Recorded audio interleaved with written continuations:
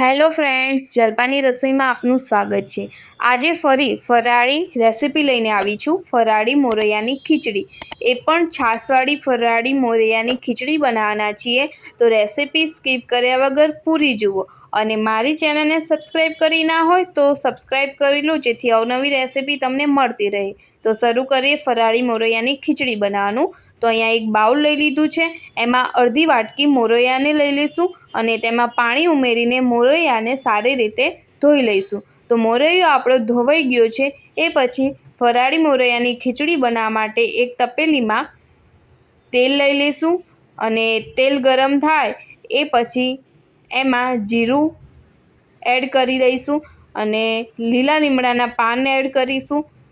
એના પછી વઘારમાં થોડી હળદર એડ કરીશું। એના પછી લીલા મરચાંને એડ કરી દઈશું, ઝીણા સમારેલા બટાકાને એડ કરીશું અને બધું જ મિક્સ કરી લઈશું। તો અહીંયા તમે બટાકાનું છીણ પણ કરી શકો છો, મેં ઝીણા સમારી લીધેલા છે। એના પછી ઝીણા સમારેલા ટામેટાને એડ કરીશું અને થોડીવાર માટે સાંતળવા દઈશું। તો બધું જ સંતળાઈ જાય એ પછી સિંગદાણાનો ભૂક્કો એડ કરીશું, તમે આખા પણ સિંગદાણા નાખી શકો છો। બધું મિક્સ કરી લઈશું અને પછી મોરૈયાને એડ કરી દઈશું।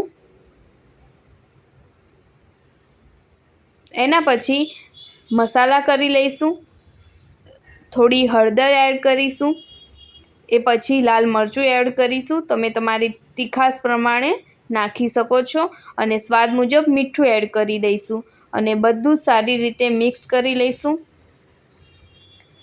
અને અડધી વાટકી છાશ એડ કરીશું।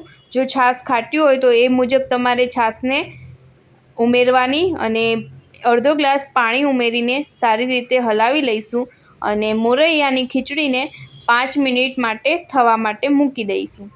તો 5 મિનિટ પછી મોરૈયાની ખીચડી એકદમ સરસ રીતે થઈ ગઈ છે, તમે જોઈ શકો છો।